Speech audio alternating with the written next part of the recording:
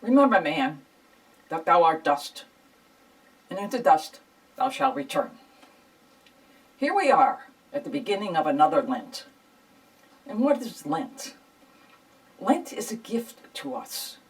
It's a gift given to us by the church so that we can have some time to be alone, to recollect our life, and to set our priorities straight, and to unite with the Lord in a very special way for the next 6 weeks. Well, 6 weeks seems like a long time, but before you know it, at the rate things are going today, it'll be over. And we'll say, where did Lent go? So, what is Lent really all about? And how do I participate in it? And what is it supposed to do for me?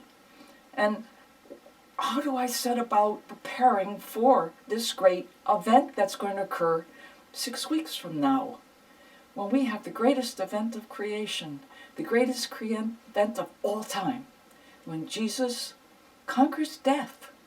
He not only conquers sin on the cross and forgives us and redeems us, but on Sunday he conquers death and rises from the dead and gives us that ability to do the same.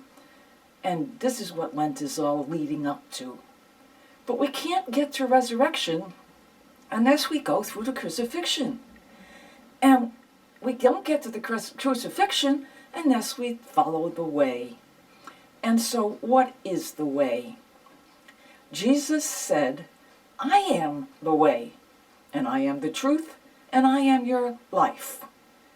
And he asks us to follow him, very simply, to do what he did, to live the way he lived, humbly, truthfully, generously, selflessly, caring, thinking of others, but always putting his Father first.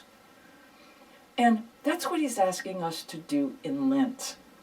We don't have to have a negative Lent where we're going to grudge and complain and say, oh, I got to give up this or give up that, or don't do this or don't do that. Maybe we should take a look at Lent as a positive experience for our souls. And what do we mean by a positive experience for your soul?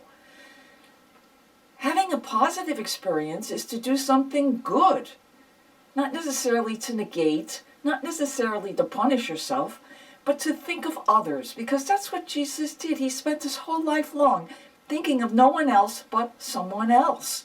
No matter how tired he was, or how exhausted he was, or how much he wanted to be by himself, when somebody came up to him and said to him, Jesus, help me, he stopped everything. And he cured them, spoke to them, comforted them, and did 1,000 other things for them. Whether it was throwing out demons or curing the blind, the deaf, the dumb, he was always giving to someone else. And that's what he's asking us to be. He's asking us to be selfless. He's asking us to be kind, to be gentle, to be loving. And that's what his Father was. Father was so generous with us that he gave us his Son. He gave us Jesus to come down here on this earth to show us how to live, and then to ultimately give up his life, because the Father said, I love you like no one else. You are unique, and therefore no one can give me back the love that you can give me. So please, love me back.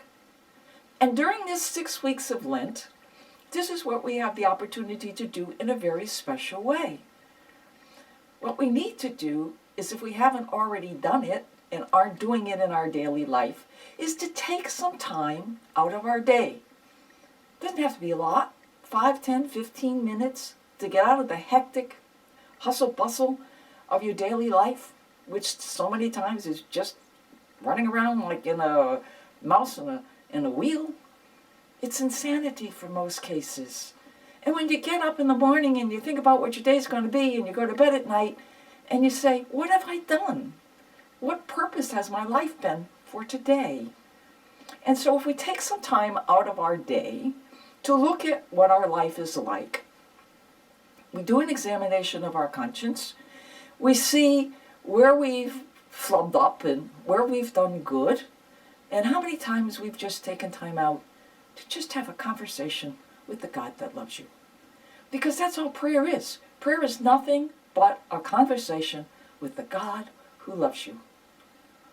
And it's that simple. You don't have to get deep into reading all kinds of scripture. You don't have to get deep into saying all kinds of what I call canned prayers, novenas and things like that. Oh yeah, they're all good. But God wants to talk to you as his daughter or son. And that's in conversation. You can go to God and speak to him just as you would speak to your father. Tell him what's going on in your life. Tell him what happened today. The good, the bad, the indifferent. And then ultimately say to him, oh God, Father, I love you. Son, my Redeemer, I thank you for saving me. And God the Spirit. And thank you for inspiring me to see all the wonders and the beauties and the marvels that God in his goodness has given to me. That's what prayer is. Prayer is simply talking to God as your best friend. So during this time in Lent, take some time out every day to realize that we're not here for now, we're here for the hereafter. And our hereafter will only be as good as our nows are. So make the best of it.